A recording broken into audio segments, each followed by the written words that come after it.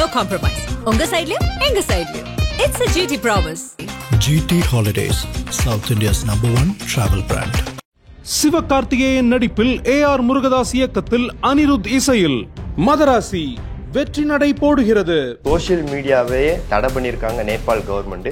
அதை எதிர்த்து இந்த ஜென்சிக்காரங்க வந்து போராட்டத்தில் ஈடுபட்டிருக்காங்க. இதை வந்து அந்த கவர்மெண்ட் வந்து என்ன சொல்கிறாங்கன்னா, யூடியூப் எல்லாம் வந்து நேரடியாக வர்றாங்க, இங்கேருந்து இருக்கிற அட்வர்டைஸ்மெண்ட் பேரில் சொத்தை பூரா அடித்து கொண்டு போயிடுறாங்க அப்படின்ற மாதிரி இருக்கிறத. அங்கேருந்து என்ன வருமானம் வந்தாலும் நேபாள் அரசுக்கு ஒரு வருமானம் வரணும் அப்படின்னு நினச்சாங்க. அது வந்து கோர்ட்டு மூலமாக உத்தரவு போட்டாங்க. உத்தரவு போட்டால் ஒரு டேட்டம் கொடுத்தாங்க, ஒன்றும் நடக்கலை. திடீர்னு வந்து அதை நேபாள் கவர்மெண்ட் வந்து ஸ்டாப் பண்ணிட்டாங்க. ஸ்டாப் பண்ணால் இந்த கலவரத்தில் ஈடுபட்டது சென்சின்னு சொன்னீங்கல்ல, என்ன வயசுலேருந்து என்ன வயசு வரைக்கும்னா 13 வயசுலேருந்து 28 வயசு வரைக்கும். திடீர்னு வந்து யூடியூப்பு, ஃபேஸ்புக்கு, இன்ஸ்டாகிராமு, எக்ஸ் தளம் எதுவுமே இல்லை. இந்த மாதிரி இதை திடீர்னு நம்ம ஸ்டாப் பண்ண என்ன ஆகும்? தம்பிச்சிட மாட்டோம். அங்கே கூடினது வந்து ஆயிரக்கணக்காக எக்கச்சக்கமாக காத்மண்டில் வந்து கூட்டிட்டாங்க. எதுக்கு திடீர்னு நிறுத்தினேன்? அப்போது ஒரு கலவரம் இவ்வளோ தூரம் நடக்குதுன்னா அதுக்கு ஒரே ஒரு விஷயம், எனக்கு நீ எம்ப்ளாய்மெண்ட் வேலை வாய்ப்பு கொடுக்கல, இதை செய்யலை அதை செய்யலை, எந்த இதுவும் இல்லை. சோசியல் மீடியாவை ஏன் கட் பண்ண? திடீர்னு இப்படி பண்ணால் கலவரம் நடந்துச்சு. கலவரத்தில் சோகமான விஷயம் என்னென்னா, ஒரு கட்டத்துக்கு மேலே தாக்கு பிடிக்க முடியாமல் வந்து ஷூட்டிங் ஆர்டர், அங்கே கம்யூனிகேஷன் மினிஸ்டர் பிருத்வி சுப்பான்னு ஒருத்தர் ஷூட்டிங் ஆர்டரை போட்டு 19 பேர்னு சொல்கிறாங்க இப்போ உள்ள கணக்கு இறந்து போனது. அப்புறம் வந்து சோசியல் மீடியா வந்து திரும்ப ரிலீஸ் பண்ணுறேன்னு சொல்லிட்டாங்க. இப்போ வந்து பிரைம் மினிஸ்டர் யார், சர்மா ஒலி, அவர் வந்து வெளிநாட்டுக்கு வந்து தப்பி ஓட போகிறோம், அதனால் மக்கள் அடக்கியே பழக்கப்பட்டவங்க, அடக்க நினச்சாங்க. இவங்க வந்து பொங்கி எழுந்துட்டாங்க, தாக்கு பிடிக்க முடியலை. 50க்கும் மேற்பட்ட உலக நாடுகளில் 100 கோடிக்கும் அதிகமான ஆகாயம் தமிழ் பார்வையாளர்களுக்கு பேரன்பும் திருநன்றி. ஆகாயம் தமிழ் நேயர்கள் எல்லாருக்கும் வணக்கம். இன்னைக்கு நம்ம கூட உலக செய்தி பகுப்பாய்வாளர் திரு கசாலி அவர்கள் தான் இணைஞ்சிருக்காங்க. வணக்கம் சார். வணக்கம் மாதிரி. எப்படி இருக்கீங்க சார்? நல்லா இருக்கேன் மாதிரி. சார், இப்போ நேபாளத்தை உலுக்கிய ஒரு சம்பவம், ரொம்பவும் பரபரப்பாக போய்கிட்டு இருக்க ஒரு போராட்டம்னா ஜென்சி நடத்தி இருக்கிற இந்த சமூக ஊடகங்களை தடை விதிச்சது எதிர்த்து போராட்டம் தான். இப்போ நம்ம நாடு இருக்கிற டெக்னாலஜி, எவ்வளோ டெக்னாலஜி வளர்ந்துட்டு இருக்கிறதுக்கு முக்கிய காரணமே இந்த சோசியல் மீடியா தான். அப்படிப்பட்ட சோசியல் மீடியாவே தடை பண்ணியிருக்காங்க நேபாள் கவர்மெண்ட். அதை எதிர்த்து இந்த ஜென்சிக்காரங்க வந்து போராட்டத்தில் ஈடுபட்டிருக்காங்க. இந்த விஷயம் எப்படி சார்? எதுக்காக இந்த சமூக ஊடக தளங்களை தடை பண்ணியிருக்காங்க? இதை வந்து அந்த கவர்மெண்ட் வந்து என்ன சொல்கிறாங்கன்னா, நேரடியாக வந்து ஃபேஸ்புக், இன்ஸ்டா, எக்ஸு, யூடியூப் எல்லாம் வந்து நேரடியாக வர்றாங்க, இங்கேருந்து இருக்கிற அட்வர்டைஸ்மெண்ட் பேரில் சொத்தை பூரா அடித்து கொண்டு போயிடுறாங்க அப்படின்ற மாதிரி இருக்கிறத. நேபாள் கவர்மெண்ட்டுக்கு பங்கு வேணும். அப்போ எவ்வளோ வருது, என்ன வருதுங்கிற டீட்டெயில் இதெல்லாம் கொடுத்து நேபாள் கவர்மெண்ட் மூலமாக வந்து பண்ணணும் அப்படின்னு வந்து நேபாளோட கோர்ட்டு வந்து உத்தரவு போட்டாங்க. இது டீட்டெயில் வந்து கொஞ்சம் பார்க்கும்போது, வேறு இதில் வந்து பார்க்கும்போது ரொம்ப சிம்பிள். அங்கேருந்து என்ன வருமானம் வந்தாலும் நேபாள் அரசுக்கு ஒரு வருமானம் வரணும் அப்படின்னு நினச்சாங்க. அது வந்து கோர்ட்டு மூலமாக உத்தரவு போட்டாங்க. உத்தரவு போட்டால் ஒரு டேட்டம் கொடுத்தாங்க, ஒன்றும் நடக்கலை. திடீர்னு வந்து அதை நேபாள் கவர்மெண்ட் வந்து ஸ்டாப் பண்ணிட்டாங்க. ஸ்டாப் பண்ணால் இப்போ இப்படி வச்சுக்கோமே, நம்ம தமிழ்நாட்டில் வந்து கிட்டத்தட்ட 8 கோடி பேர். அதில் ஒரு 3 வயசு வரைக்கும் உள்ள குழந்தைகள் இருக்காங்கல்ல, அது வந்து குறைஞ்சது ஒரு 50 லட்சம் பேர் இருக்க மாட்டாங்க. சரி, இந்த 50 லட்சம் பேரில் பிறந்த 2 மாதம் 3 மாதம் குழந்தையிலேருந்து 3 வயசு குழந்தை வரைக்கும் யூடியூப்பு இந்த மாதிரி பார்க்காத குழந்தைகள் இருக்கா? அதை பார்த்தா அவங்க சாப்பிட்றவே செய்கிறாங்க. விஷயம் அவ்வளோதான். நமக்கு வந்து முன்னாடி நிலா ஊட்டுறோம், இங்கே போகிறோம், வெளியில் வந்து பூச்சாண்டி வர்றான் அப்படின்னு காமிச்சு சோறு ஊட்டினோம் அப்படின்னு இல்லாமல், வீட்டில் வந்து ஆண்ட்ராய்டு டிவிலேருந்து மொபைல்லேருந்து எல்லாம் போட்டு ஏகப்பட்ட இப்போ இந்த குழந்தைகள் பாடல் இருக்குல்ல, அது வந்து மொழி தாண்டி இங்கிலீஷில் இருக்குது, ஹிந்தியில் இருக்குது, தமிழில் இருக்குது, மலையாளத்தில் இருக்குது, எல்லாத்துலேயும் இருக்குது. அதெல்லாம் பார்த்தோம்னா எவ்வளோ வியூஸ் எவ்வளோ வந்துருக்குன்னு நினைக்கிறீங்க? இப்போ நம்ம பொதுவாக வந்து ஒரு விஷயத்தை போடுறோம்னா 1 மில்லியன், 2 மில்லியன், 3 மில்லியன் அப்படிங்கிற 3 மில்லியன் ரொம்ப பெருசு. அந்த குழந்தைகள் பாடல் இருக்குல்ல, அது வந்து பார்த்திங்கன்னா 250 மில்லியன், பில்லியன் கூட போயிருக்கு. அப்புறம் 1.2 பில்லியன், 1.5 பில்லியன் அப்படின்னு. ஏன்னா டெய்லி குறைஞ்சபட்சம் ஒரு குழந்தைகள் பாடல் எடுத்திங்கன்னா டெய்லி வந்து 4லேருந்து 5 வாட்டி வந்து ஒரு வீட்டில் ஒரு குழந்தைக்கு போடுறாங்க. அப்போ 50 லட்சம் குழந்தைகள் வந்து சாப்பிடணும்னா இந்த இதை வேரியஸ் இதில் வந்து உலக அளவில் இருக்கிற பாட்டெல்லாம் போகிறான்னு வச்சுங்களேன். ஸோ குழந்தைகள்லேருந்து, அதுக்கப்புறம் டீனேஜர்ஸ் வந்து காலேஜ் படிக்கும்போது ரெஃபரன்ஸில் இதில் இருந்து, அதுக்கப்புறம் சாக போகிற கிழமை வரைக்கும் எல்லார் கையிலையும் மொபைல் இருக்குது. ஓகே, இப்போ இதில் ஃபேஸ்புக் ரொம்ப ஓகோன்னு இருந்தது, கொஞ்சம் குறைஞ்சிருக்கு. யங்ஸ்டர்ஸ் மத்தியில் வந்து இன்ஸ்டாகிராம் வந்து ரொம்ப இப்போ ஃபேமஸாக இருக்குது. யூடியூப் வந்து இல்லாத இடமே இல்லை. கண்டிப்பாக எல்லா இடத்துலையும் நீங்கள் வந்து யூடியூப்பில் வந்து சமையல்ல இருந்து, ஜோசியத்திலேருந்து, அரசியல்லேருந்து, சினிமாவிலேருந்து, அப்புறம் உலக செய்திகள்லேருந்து, அக்கம் பக்கம் நடக்கிற விஷயத்துலேருந்து, அதுக்கப்புறம் வந்து அந்த கள்ளக்காதல் விஷயத்தை சொல்கிறதுலேருந்து நீங்கள் எடுத்தீங்கன்னா, ஒரு புறா வளர்க்குறது அப்படின்னு சொல்லி நீங்கள் எடுத்தீங்கன்னா எக்கச்சக்கமாக இருக்குது. கோழி வளர்க்குறது அப்படி ஆரம்பித்து அக்ரிகல்ச்சர் சம்மந்தப்பட்டு கேட்டால் நீங்கள் எதை எடுத்தாலும் ஒரு மெஷினரி, இந்த மெஷின் எப்படி பண்ணுறாங்க, எப்படி உருக்குறாங்க அப்படின்னு ஆரம்பித்து, இதில் வந்து துணி வந்து எப்படி நெய்கிறாங்க, அதுக்கப்புறம் பிளாஸ்டிக் வந்து எப்படி மோல்டு பண்ணுறாங்க, பிளாஸ்டிக் பக்கெட் வந்து எப்படி இன்ஜெக்ட் பண்ணுறாங்க அப்படின்னு எல்லா டீட்டெயில் எதை எடுத்தாலும் உங்களுக்கு வந்து கிடைக்காத இல்லாத இடமே அங்கே இல்லை. A to Z பூரா எல்லாம் இருக்குது. அப்போ அந்த அளவுக்கு வந்து ரொம்ப வந்து நம்மளுடைய வாழ்க்கையோடு ஒன்றிணைந்து இருக்குது. திடீர்னு இப்போ தமிழ்நாட்டில் ஓகே 8 கோடி பேரில் வந்து கிட்டத்தட்ட ஒரு 7 கோடி பேராவது வந்து ஏதோ ஒரு வழியில் சோஷியல் மீடியா யூஸ் பண்ணுவோம். ஆமாம், நான் குழந்தைகள் முதற்கொண்டு எல்லாமே அப்படி சொல்கிறேன்னு வச்சுக்கங்களேன். குறைஞ்ச 7 கோடி பேர் யூஸ் பண்ணுறோன்னு வச்சுக்கோங்க. திடீர்னு வந்து யூடியூப்பு, ஃபேஸ்புக்கு, இன்ஸ்டாகிராமு, எக்ஸ் தளம் எதுவுமே இல்லை.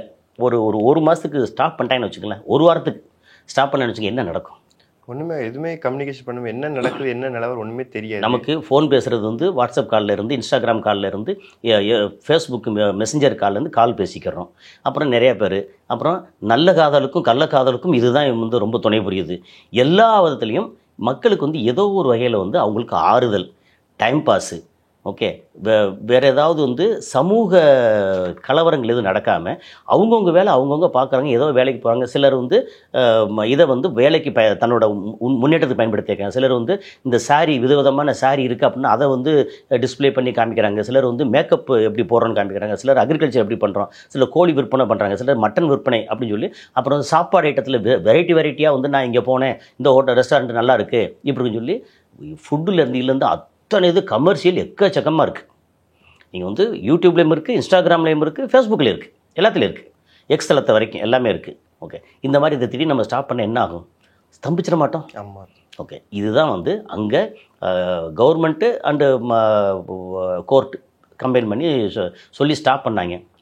ஸ்டாப் பண்ணால் இந்த கலவரத்தில் ஈடுபட்டது சென்சின்னு சொன்னீங்கல்ல, என்ன வயசுலேருந்து என்ன வயசு வரைக்கும்னா 13 வயசுலேருந்து 28 வயசு வரைக்கும்.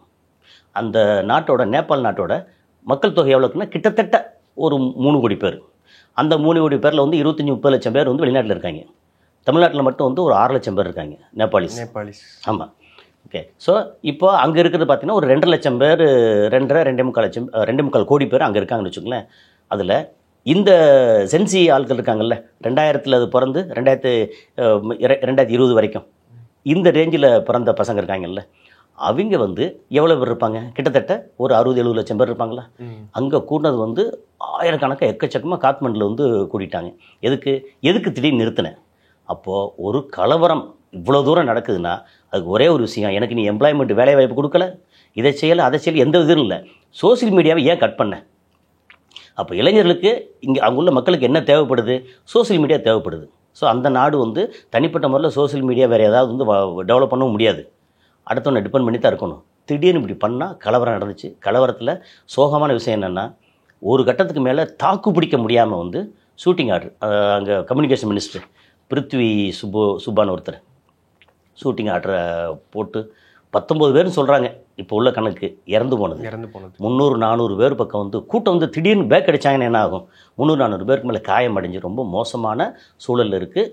அப்புறம் வந்து சோசியல் மீடியா வந்து திரும்ப ரிலீஸ் பண்ணுறேன்னு சொல்லிட்டாங்க. இப்போ வந்து பிரைம் மினிஸ்டர் யார், சர்மா ஒலி, அவர் வந்து வெளிநாட்டுக்கு வந்து தப்பி ஓட போகிறோம் அப்படின்ற அளவுக்கு வந்து அங்கே நடந்துக்கிட்டு இருக்கு. கிட்டத்தட்ட வேறு ஒரு டைப்பில் வந்து ஸ்ரீலங்காவில் ராஜபக்ஷே ஃபேமிலி எப்படிலாம் ஓடி போனாங்களோ கிட்டத்தட்ட அதே நிலைமை வந்து நேபாளில். ஓகே, நேபாளோட வருமானம் எடுத்திங்கன்னா அங்கே வந்து ஒரு மிகப்பெரிய அளவுக்கு இண்டஸ்ட்ரி இருக்கானா இண்டஸ்ட்ரி இல்லை. அந்த நாட்டோட ஜியோகிராஃபி அப்படி தான் இருக்குது. அதிகபட்ச வருமானம் வந்து கிராமத்துலேருந்துலேருந்து வர வருமானம் அக்ரிகல்ச்சர், அப்புறம் கொஞ்சம் டூரிசம், அதுக்கப்புறம் இன்னும் மேஜர் வருமானம் எங்கே இருந்ததுன்னா அவங்க வந்து வெளிநாட்டுக்கு போயிருக்காங்கல்ல. வெளிநாட்டுங்கிறது நேபாளை பொறுத்த மட்டும் இந்தியா வெளிநாடு. தமிழ்நாட்டில் 6 லட்சம் பேர் இருக்காங்கன்னா ஒரு ஆள் வந்து மாதம் வந்து குறைஞ்சபட்சம் வந்து ஒரு 15,000 சம்பாதிக்கிறாங்க. ஓகே, 15,000 × 6 லட்சம் மாதம். அதில் நிறையா வந்து அங்கே அனுப்புகிறாங்க.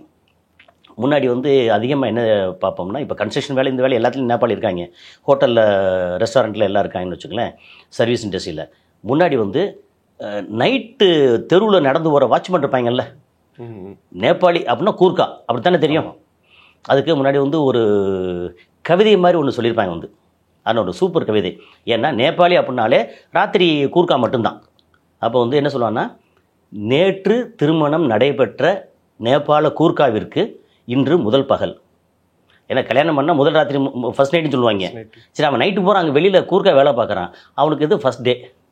ஸோ அந்த மாதிரி அது நேபாள கூர்க்கானாலே அவன் வந்து ராத்திரி தான் அங்கே வந்து ஊர் பூரா வந்து தட்டிகிட்டே இருப்பாங்க, அங்கங்கே விசில் அடித்து தட்டிகிட்டே இருப்பாங்க. அவ்வளோ தூரம் இப்போ வரைக்கும் இருக்காங்க. நிறையா பில்டிங்கில் பார்த்தா கூர்க்காவாக இருக்கிறதால நேபாளி இருப்பாங்க. ஏன்னா அது வந்து ரத்தத்தில் வழியாக அவங்களோட டிஎன்ஏல இருக்கிறது. ஸோ இந்த மாதிரி ஒரு இருக்கிற இடத்துல அங்கே வந்து திடீர்னு சோசியல் மீடியாவை இப்படி வந்து கட் பண்ண உடனே பொங்கி எழுந்துட்டாங்களா. இந்த அஜிடேஷன் இருக்குல்ல, அங்கே இருக்கிறது வந்து இருக்கிற வேலைவாய்ப்பு, இருக்கிற பிரச்சனை இன்னும் வந்து இதாகும். ஏற்கனவே மொனார்க்கினா வந்து என்னது, ஒரு மன்னராட்சி இருந்தது. கடைசி வந்து 2008 வந்து மன்னராட்சி வந்து ஒழித்து டெமோக்ராட்டிக் ரிப்பப்ளிக் மக்களாட்சி மாதிரி கொண்டு வந்து அப்படியா இருந்தாலும் அவங்க மக்களாட்சி வந்தால் கூட அவங்க ரத்தத்தில் என்ன இருக்குது, மன்னராட்சியிலேருந்து வந்தவங்க தானே. அதனால் மக்கள் அடக்கியே பழக்கப்பட்டவங்க, அடக்க நினச்சாங்க, இவங்க வந்து பொங்கி எழுந்துட்டாங்க, தாக்கு பிடிக்க முடியலை அப்படிங்கிறத இதோட கருத்து. போராட்டம் பண்ணவங்கள கொஞ்சம் சொல்கிறது என்னென்னா, அந்த நேபாள் கவர்மெண்ட்டில் இருக்கிறவங்க மேக்சிமம் அவங்களோட பசங்க வந்து ஆடம்பர வாழ்க்கை வாழ்கிறது தான் சொல்கிறாங்க. அதுலேயும் ஊழல் எதிர்த்து இந்த போராட்டம் இருக்குங்கிற மாதிரி சொல்கிறாங்க. இது எது சார்? நேபாளத்தில் வந்து கரப்ஷன் வந்து எக்கச்சக்கமான கரப்ஷன். அப்போ என்ன, வரக்கூடிய வருமானத்தை பூரா எடுத்து அந்த பசங்க அவங்க எப்படியும் அதிகாரத்தில் இருக்கிற பசங்க இருக்காங்கல்ல, அவங்க எல்லாம் வந்து ராஜ வாழ்க்கை வாழ்வாங்க. முன்னாடி மன்னராட்சின்னு சொல்லி மன்னர் இருந்தாங்கல்ல, இப்போ மக்களாட்சின்னு சொல்லி மன்னர் மாதிரி இருக்காங்க. அதுக்கு எதிர்த்து தான். ஏன்னா பார்த்துட்டு இருப்பாங்கல்ல, நேற்று சாதாரணமாக இருந்தால் நம்ம ஊர்லேயே பார்ப்போம்ல, சாதாரணமாக வந்து சைக்கிளில் சாதாரண ஒரு டிவி50 ஓட்டிகிட்டு இருந்தான், திடீர்னு வந்து கவுன்சிலரை ஜெயிச்சிட்டான், பார்த்தா ஸ்கார்பியோ காரு, இன்னோவா காரு, அப்படி தாட் போட்டு பயங்கரமாக போகிறான், வீடு கட்டுறான் அப்படின்னு பார்த்தா சாதா மக்கள் என்ன நினைப்பாங்க, என்ன இவ்வளோ மோசமாக இருக்குது, அப்போ லஞ்சம் ஊழல் அப்படிங்கிறது பெரிய போய் கிடக்குல. இதெல்லாம் தாண்டி வந்து அங்கே நேபாளில் அப்போ எல்லா மக்களுக்கும் படும்ல. அப்புறம் நிறையா வந்து சோசியல் மீடியாவில் வருது, லஞ்சத்துக்கு எதிராக ஊழலுக்கு எதிராக என்னெல்லாம் பண்ணலாம், எப்படி பண்ணலான்னு அங்கங்கே நிறைய விஷயங்கள் வரும். அதெல்லாம் பார்க்க இவங்களுக்கு வந்து ஒரு உத்வேகம் வரும். அப்போ அதுக்கு எதிராக குரல் கொடுக்க போகும்போது சோசியல் மீடியா மோசமாக இருக்குது, அப்போ கட்டுப்படுத்தணும் அப்படின்னா கட்டுப்படுத்த முடியலை, அப்போ பொங்கி எழுந்துட்டாங்க. ஒரு ஒன்று தொட்டு ஒன்று விளைவு அந்த மாதிரி. ஆமாம் சார், நீங்கள் சொன்ன மாதிரி என்ன அப்படி இருக்கலாம். ஏன்னா இப்போ சோஷியல் மீடியா அதிகமாக பொழுதுபோக்கு பயன்படுத்துவோம், இன்னொன்று பிஸ்னஸ்க்காக பயன்படுத்துவோம், 2 விஷயம். அப்படி இருக்கிறப்ப இவங்க வந்து தவறான கருத்துக்களை மூணாவது ஒரு விஷயம் இருக்குது. பொழுதுபோக்கு மேஜர் விஷயம், பிஸ்னஸுக்கு 2வது விஷயம், 3வது பொலிட்டிக்கலாக பயங்கரமாக பயன்படுத்துகிறாங்க. பொலிட்டிக்கலுக்கு ஆமாம், யாருக்கு ஓட்டு போடணும், யார் மோசம் யார் நல்லவங்க, இப்போ ஓட்டு போட்டால் கரெக்டாக இருக்கும் அப்படின்னு நம்மளை கொஞ்சம் கொஞ்சமாக வந்து நம்ம மைண்டில் வந்து ஃபீட் பண்ணுறது. அதில் வந்து சோசியல் மீடியா ரொம்ப முக்கியமாக வந்து ஃபேஸ்புக், இன்ஸ்டாகிராம், யூடியூப்லாம் பயங்கரமாக நடக்குது. அப்போ அந்த தவறான கருத்துக்களை இவங்க சோசியல் மீடியாவில் பரப்புறாங்கிற விஷயத்தை எதிர்த்து தான் இவங்க ஜென்சி போராட்டம் பண்ணுறாங்க. அதாவது ஜென்சி போராட்டம் வந்து நீ ஸ்டாப் பண்ணதுக்காக, அந்த ஸ்டாப் பண்ணுறதுக்கு முன்னாடி வந்து இவங்க ஊழல் எல்லாம் வந்து நிறைய அம்பலப்பட்டு போகுது இல்லை. ஒருத்தன் ஒரு ஊழல் பண்ணுறாங்கன்னா அதை வந்து சோசியல் மீடியாவில் எல்லாம் ஆளாளுக்கு எழுதுறாங்க. நீங்கள் எவ்வளோ பேரை தான் போய் அரெஸ்ட் பண்ணுவீங்க? ஒருத்தன் ஒரு ஊரில் 1000 பேருக்கான ஒரு 5 பேர் பிரச்சனை பண்ணால் பண்ணிடலாம், 500 பேர் பிரச்சனை பண்ணால் என்ன செய்யும்? ஒரு கூட்டம் அப்படின்னா ஒரு சாதாரண ஒருத்தன் பண்ணால் தவறு, கூட்டமாக பண்ணால் அது மாபு. அப்போ என்ன ஆகும்? யாரை அரெஸ்ட் பண்ணி யாரை அனுப்புவீங்க? அந்த மாதிரி வந்துருச்சா? இதே மாதிரி விட்டுக்கிட்டு இருந்தால் ரொம்ப மோசமாக நம்ம பொழப்புக்கே பிரச்சனை வந்துடும் அப்படிங்கிறதுக்காக இவங்களை கட்டுப்படுத்த நினச்சாங்க சோசியல் மீடியாவை. அது என்னது ரொம்ப ரிவர்ஸ் ஆயிடுச்சு. ஆமாம், ஓகே. இப்போ அதை தொடர்ந்து நிறைய அமைச்சர்களும் இப்போ வரைக்கும் 3 பேர்கிட்ட ராஜினாமா பண்ணிட்டு வராங்க சார். ஆமாம், உயிருக்கு பயம். நம்ம இவங்களை வந்து எதிர்த்து இன்னொன்று யங்ஸ்டர்ஸ் இருக்காங்கல்ல, இளைஞர்கள் 13 வயசுலேருந்து 28-30 வயசு வரைக்கும் என்னென்னா பெருசாக கல்யாணம் பண்ணியிருக்க மாட்டாங்க.